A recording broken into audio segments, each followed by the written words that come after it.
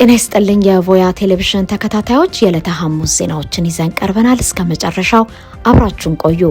ለፈጣን መረጃ ቮያን ይምረጡ። በህወሓት ላይ የተጣለው የቪዛ ማዕቀብ ጦርነትን ያፋጥናል እንጂ አያስቆምም። ጀዋር መሐመድ የፖለቲካ ተንታኙ ጀዋር መሐመድ የዩናይትድ ስቴትስ መንግስት በህወሓት አመራሮችና በቤተሰቦቻቸው ላይ የጣለው ቪዛ ማዕቀብ በሰሜን ኢትዮጵያ ዳግም ጦርነት እንዳይቀሰቀስ ከማድረግ ይልቅ ወደ ጦርነት የሚያመራውን መንገድ ይበልጥ ሊያፋጥነው እንደሚችል አስጠነቀቁም። ጀዋር በማህበራዊ ትስስር ገጻቸው ባሰፈሩት ዝርዝር ትንታኔ እንዳብራሩት በአሁኑ ወቅት ህወሓት መዋጋት ወይም እጅ መስጠት የሚሉ ሁለት ምርጫዎች ብቻ ከፊቱ ተደቅነዋል።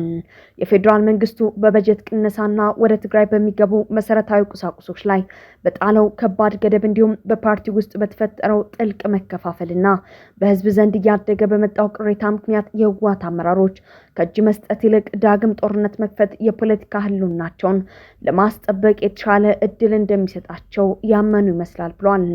በዚህ አይነት የህልውና ስጋት ውስጥ ላሉ አመራሮች የቪዛ ክልከላ ማድረግ ተምሳሌታዊ እንጂ ትርጉም ያለው ጫና እንደማይፈጠርና አመራሮቹ ለፖለቲካዊ ህልውናቸው ሲሉ የልጆቻቸውና የቤተሰቦቻቸውን የጉዞ ዕድል መስዋዕት ከማድረግ ወደ ኋላ እንደማይሉ ሞግተዋል። ማዕቀቡ ህወሓት የዲፕሎማሲ መንገዶች ሙሉ በሙሉ እንደተዘጋጉበት እንዲያስብ የሚያደርገውና የጦር ሜዳ ብቸኛ አማራጭ አድርጎ እንዲወስድ ሊገፋፋው እንደሚችል አክለው ገልጸዋል። ማዕቀቡ ሙሉ በሙሉ በህወሓት አመራሮች ላይ ብቻ ያነጣጠረ መሆኑን የነቀፉት ጀዋር የፌደራል መንግስቱ ወደ ትግራይ እያደረገ ያለው ወታደራዊ ስምሪት እንዲሁም ከፍተኛ የጦር አዛዦችና ባለስልጣናት እያሰሙት ያለው የጦርነት ቅስቀሳ በአሜሪካ መንግስት እይታ ውስጥ አለመግባቱ ሚዛናዊነት የጎደለው መሆኑን አንስተዋል። የዋሽንግተን ውሳኔ የጠቅላይ ሚኒስትር አብይ አህመድ መንግስት ይበልጥ በድፍረትና በአግላይነት እንዲንቀሳቀስ የሚያበረታታ መሆኑን አስገንዝበዋል።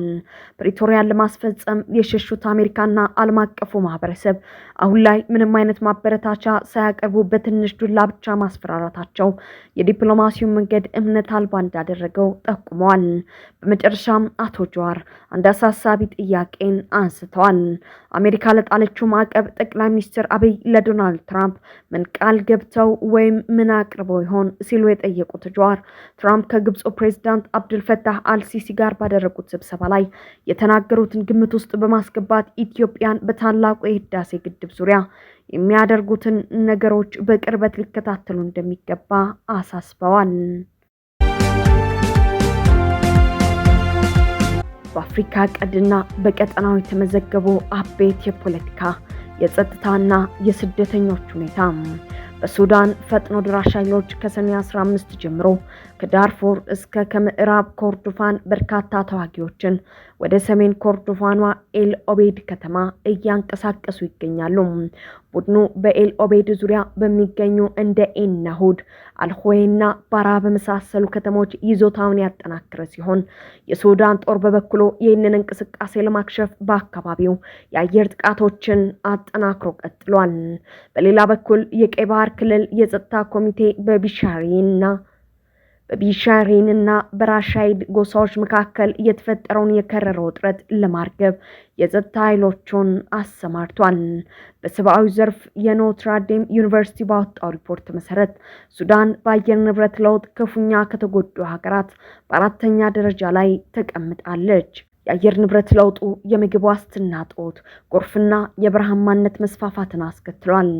ከጥር እስከ ግንቦት 2026 በነበረው ጊዜ ውስጥ ብቻ በደረሰ የእሳት አደጋ ከ24,000 በላይ ሰዎች መፈናቀላቸው የተዘገበ ሲሆን ይህ አሃዝ ካለፈው ዓመት ጋር ሲነጻጸር በ4 እጥፍ ያደገ ነው። ይህ በእንዲህ እንዳለ በፖርት ሱዳን ለረጅም ጊዜ ተቋርጦ የነበረው የጭነት ማስተላለፍ አገልግሎት ዳግም መጀመሩ ተገልጿል። በኢትዮጵያ ብሔራዊ ምርጫ ቦርድ የ75 የምርጫ ክልሎችን ውጤት ይፋ ያደረገ ሲሆን በኦሮሚያና አማራ ክልሎች የፌዴራል ሕዝብ ተወካዮች ምክር ቤት ፕሬዝዳንትና ምክትል ፕሬዝዳንትነት የተወዳደሩት የብልጽግና ፓርቲ እጩዎች ከፍተኛውን ድምጽ አግኝተዋል። በሌላ የሀገር ውስጥ የጸጥታና ሰብአዊ መብት ጉዳይ ጋዜጠኛ ሳልሳዊት ባይነሳኝመር በአዲስ አበባ ከተማ በቁጥጥር ስር ውላ ፍርድ ቤት ሳትቀርብ ከ10 ቀናት በላይ እንደታሰረች ተዘግቧል።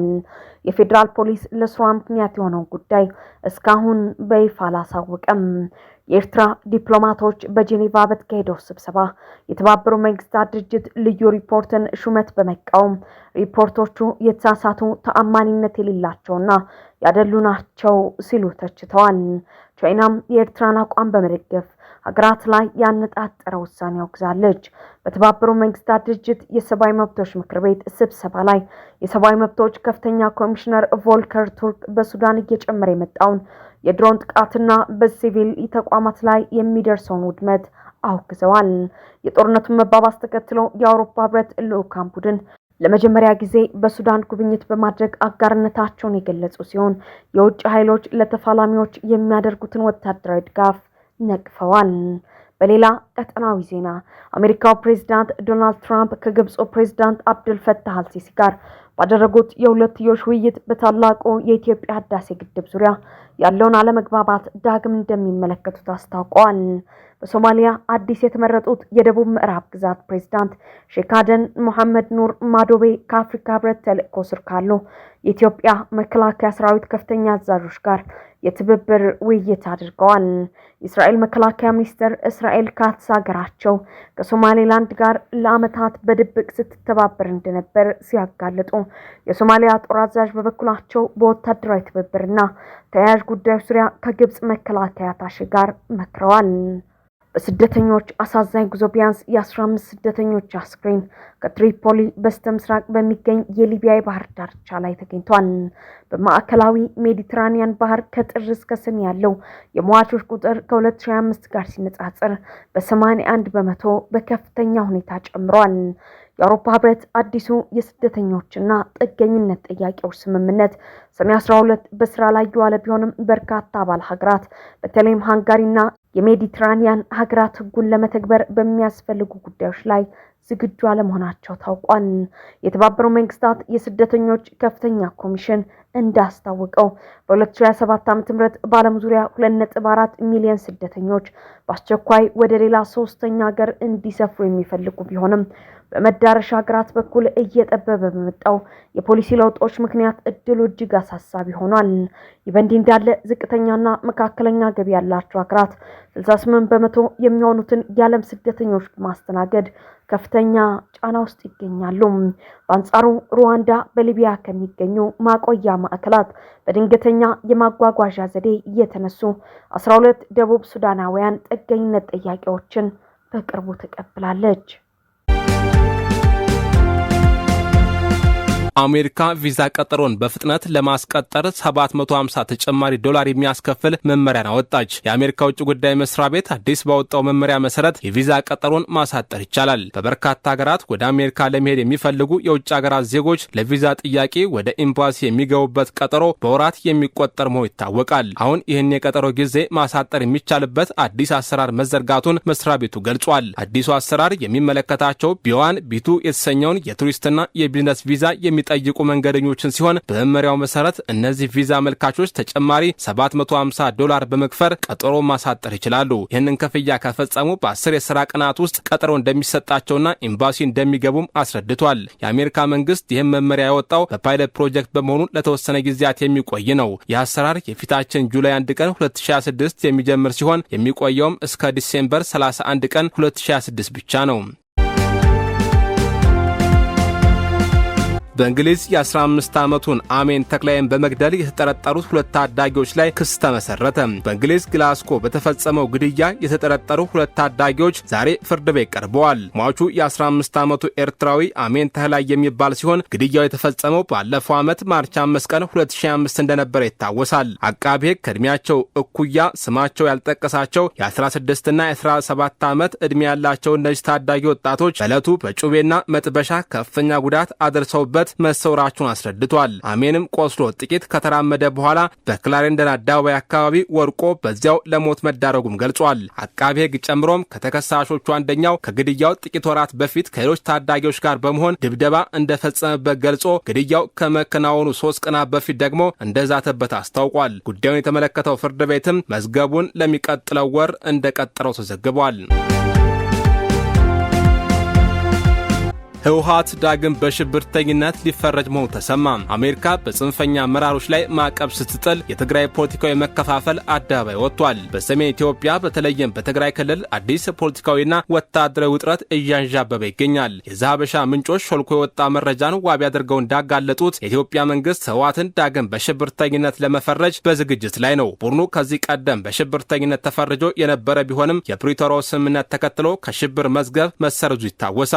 የአዲስ ክስተት የፕሪቶሪያውን ስምምነት ተከትሎ የተገነባውን የሰላም ትርክት በይዘቱ ምን ያህል ደካማና ተሰባሪ እንደነበረ የሚያረጋግጥ ነው። በሌላ በኩል ደግሞ የኢትዮጵያ መንግስት ቡድኖችን ከሽብር መዝገብ የመሰረዝና ዳግም የመመለስ ሂደት በተቋማዊ አስተማማኝነት ላይ የተመሰረተ ሳይሆን በፖለቲካዊ ሚዛን ብቻ የሚወሰን መሆኑን ያሳያል። መንግስት በጸጥታና በፖለቲካ ጉዳዮች ላይ እየወሰደው ያለው እርምጃም ከስትራቴጂካዊ እቅድ ይልቅ ለጊዜያዊ መደናገጥ የተገዛ መሆኑን አጋልጧል።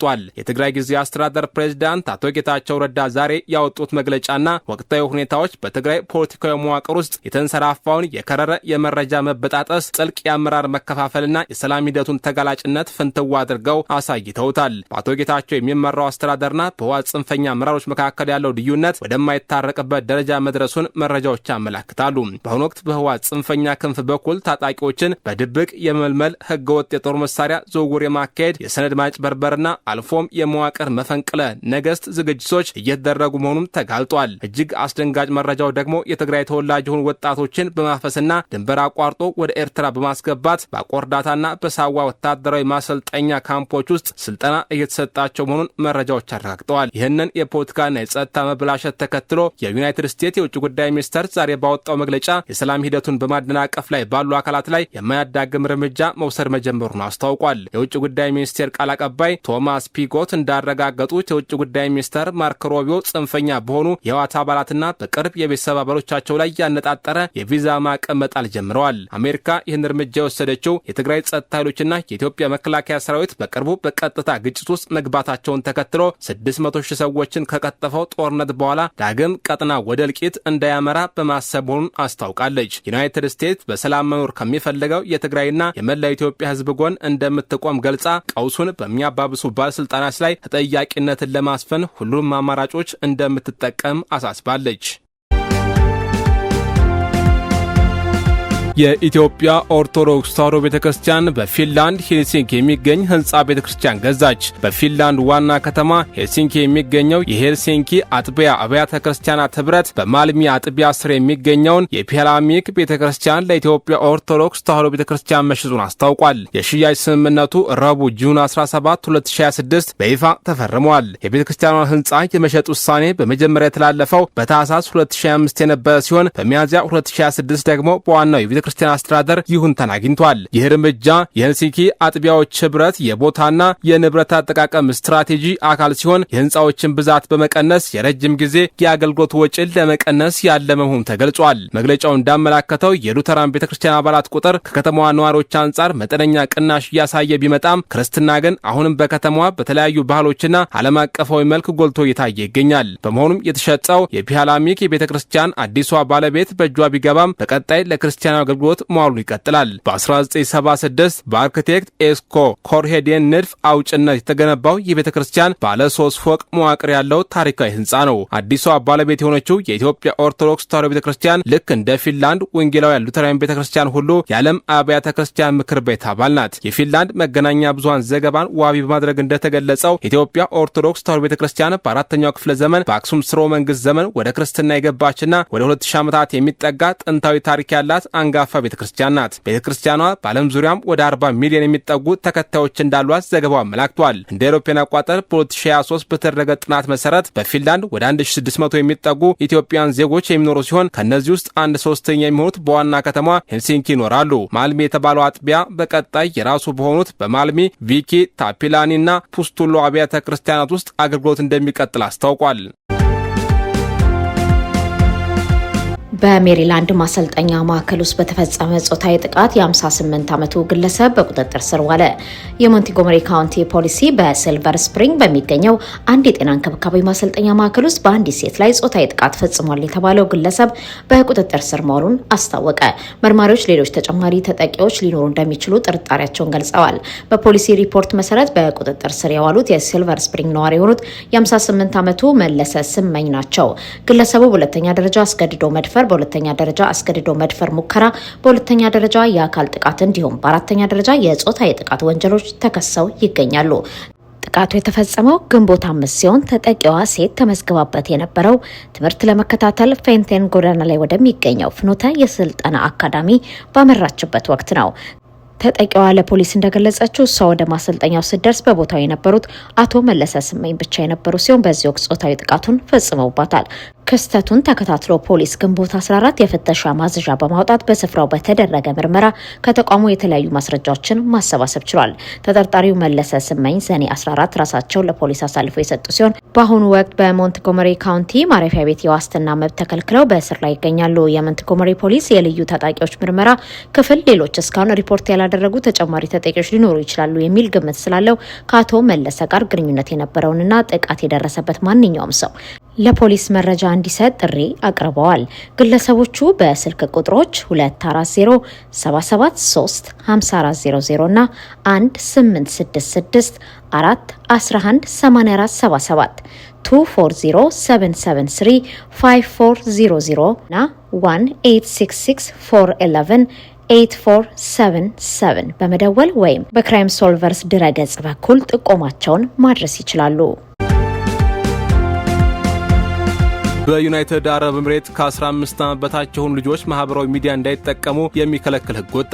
የዩናይትድ አረብ ኤምሬት መንግስታዊ ካቢኔ ዛሬ ባወጣው አዲስ ህግ ማህበራዊ ሚዲያን ለመጠቀም ዝቅተኛ ዕድሜ 15 ዓመት መሆኑን ደንግጓል። በህጉ መሰረት የማህበራዊ ሚዲያ ተቋማት ከዚህ መመሪያ ጋር የተጣጣመ የቴክኒክና የቁጥጥር ስራ እንዲዘረጉ የ12 ወራት የሽግግር ጊዜም ተሰጥቷቸዋል። ካቢኔው እንዳለው ይህን ህግ ማውጣት ያስፈልገው የማህበራዊ ሚዲያ አጠቃቀም እየጨመረ በመምጣቱ ተያይዘው ከሚመጡ ዲጂታል አደጋዎች የመከላከል እርምጃ ለመውሰድ ነው። ልጆች ከቴክኖሎጂ ተጠቃሚ መሆን ያለባቸው ቢሆንም ለደህንነታቸው ቅድሚያ መሰጠት እንደሚገባው አስረድቷል። በህጉ መሰረት እድሜያቸው ከ15 ዓመት በታች የሆኑ በማህበራዊ ሚዲያዎች ላይ የግል አካውንት መክፈትም ሆነ መጠቀም ፈጽሞ የተከለከሉ ሲሆን ከ15 እስከ 16 የሆኑ ደግሞ በቤተሰቦቻቸው ቁጥጥር ስር ሆነው የተገደበ አጠቃቀም እንዲያገኙ ይፈቅዳል። እንዲህ አይነት ህግ በዓለማችን ላይ በበርካታ ሀገራት ወጥቶ ተግባራዊ እየሆነ እንደሚገኝም ይታወቃል።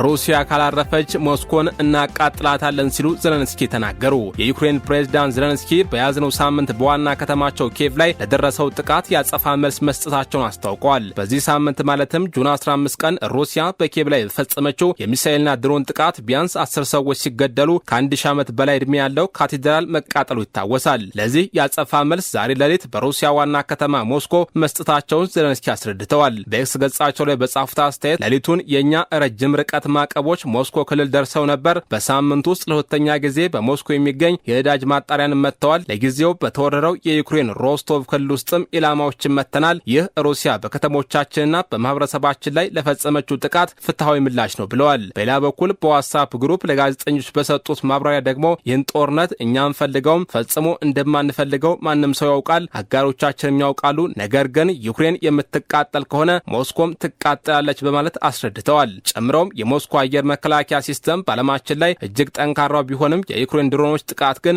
መከላከል አልቻለም። የሞስኮ አየር መከላከያ ሲስተም 3 ቀለበቶች ያሉት ቢሆንም ሁላችሁም እንደምታዩት ኢላማችንን ለመምታት ችለናል በማለት አስታውቀዋል። ይህ በእንዲህ እንዳለ ፕሬዝዳንት ዘለንስኪ ዛሬ በብራሰልስ በተከናወነው የዩክሬን ወታደራዊ አጋሮች ስብሰባ ላይ ታድመዋል። በዚህ ስብሰባ ላይ አሜሪካና አውሮፓ በሩሲያ የኃይል ዘርፎች ኢኮኖሚ ላይ ተጨማሪ ማዕቀብ በመጣል ጫና እንዲያደርጉ ጥሪ አቅርበዋል። ይህም ፕሬዝዳንት ፑቲን ጦርነቱን እንዲያቆሙ የሚያስገድዳቸው መሆኑን ጠቅሰው አጋሮቻቸው የአየር መቃወሚያ ሚሳኤሎች እንዲሰጧቸውም አሳስበዋል። በአሜሪካ ዳላስ አየር ማረፊያ 139 ፓውንድ ጫት ተያዘ። የአሜሪካ ፌዴራል ባለስልጣናት እንደገለጹት ከኢትዮጵያ ቅመም ነው በሚል ወደ ቨርጂኒያ የተላኩት 102 የፕላስቲክ እሽጎች ነበሩ።